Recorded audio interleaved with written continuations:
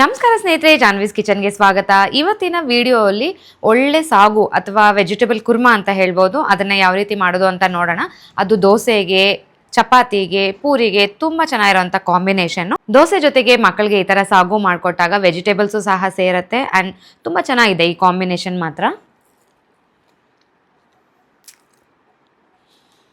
ತುಂಬ ಅಂದರೆ ತುಂಬ ಟೇಸ್ಟಿಯಾಗಿದೆ. ಡೆಫಿನೆಟಾಗಿ ಈ ಸಲ ದೋಸೆ ನಿಮ್ಮ ಮನೇಲಿ ಮಾಡಿದಾಗ ಈ ಸಾಗು ಮಾಡಿ ಟೇಸ್ಟ್ ಮಾಡಿ. ಬೇಗ ಬೇಗ ರೆಸಿಪಿ ಹೇಗೆ ಮಾಡೋದು ಅಂತ ನೋಡೋಣವಾ? ತರಕಾರಿ ಸಾಗು ಅಂದಿದ ತಕ್ಷಣ ನಮಗೆ ಜ್ಞಾಪಕ ಬರೋದೇ ಬೀನ್ಸ್, ಕ್ಯಾರೆಟ್ ಮತ್ತು ಬಟಾಣಿ. ಬೇಕಾದರೆ ಇದಕ್ಕೆ ನೀವು ಸೀಮೆ ಬದನೆಕಾಯಿ, ಆಲೂಗಡ್ಡೆ ಅವನ್ನೂ ಯೂಸ್ ಮಾಡ್ಕೋಬೋದು. ನಾನಿಲ್ಲಿ ಬೀನ್ಸ್, ಕ್ಯಾರೆಟ್ ಮತ್ತು ಬಟಾಣಿ ಮಾತ್ರನೇ ಯೂಸ್ ಮಾಡ್ತಾ ಇದ್ದೀನಿ. ಎಲ್ಲ ಸಣ್ಣಗೆ ಹೆಚ್ಕೊಂಡು 1 ಲೋಟ ನೀರು ಹಾಕಿ ಕುಕ್ಕರಲ್ಲಿ 1 ಆರ್ 2 ವಿಜಿಲ್ಸ್ ಕೂಗಿಸಿದ್ರೆ ಸಾಕು. ತುಂಬ ಮೆತ್ತಗಾಗೋದೂ ಬೇಡ, ಒಂದು 50-50 ಕ್ರಂಚಿ ಆ್ಯಂಡ್ ಮೆತ್ತಗಿದ್ರೆ ಸಾಕು. ಇದಲ್ಲಿ ಬೇಯ್ತಾ ಇರಬೇಕಾದ್ರೆ ಮಿಕ್ಸಿಯಲ್ಲಿ ಒಂದು ಚಟ್ನಿ ಪ್ರಿಪೇರ್ ಮಾಡ್ಕೊಳ್ಳೋಣ. ಚಟ್ನಿಗೆ ಏನೇನು ಹಾಕಬೇಕಪ್ಪ ಅಂದರೆ ಹಸಿಮೆಣಸಿನ್ಕಾಯಿ, ಹಸಿಕಾಯಿ ತುರಿ, ಶುಂಠಿ ಮತ್ತು ಬೆಳ್ಳುಳ್ಳಿ. ಇವೆಲ್ಲ ಪದಾರ್ಥಗಳು ಅಷ್ಟೇ ನಿಮ್ಮ ಟೇಸ್ಟ್ಗೆ ಅನುಕೂಲವಾಗಿ ನೀವು ಹೆಚ್ಚು ಕಮ್ಮಿ ಮಾಡ್ಕೋಬೋದು.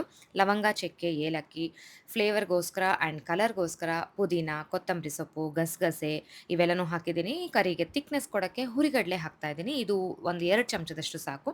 ರುಚಿಗೆ ತಕ್ಕಷ್ಟು ಉಪ್ಪು ಮತ್ತು ಲಾಸ್ಟಲ್ಲಿ ಜೀರಿಗೆ ಒಂದು ಅರ್ಧ ಚಮಚ.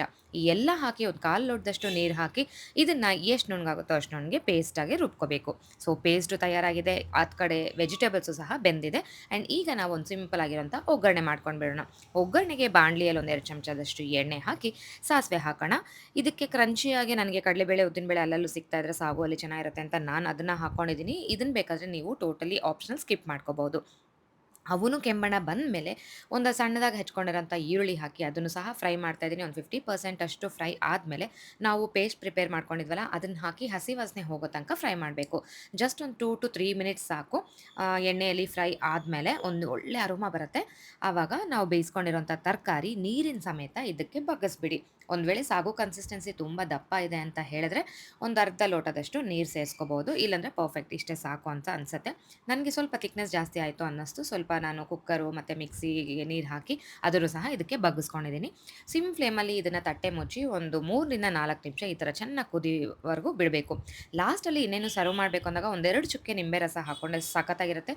ದೋಸೆಗಂತೂ ಹೇಳಿ ಮಾಡಿಸಿರುವ ಕಾಂಬೋ ಅಂತಲೇ ಹೇಳ್ಬೋದು. ಡೆಫಿನೆಟಾಗಿ ಟ್ರೈ ಮಾಡಿ ಫ್ರೆಂಡ್ಸ್.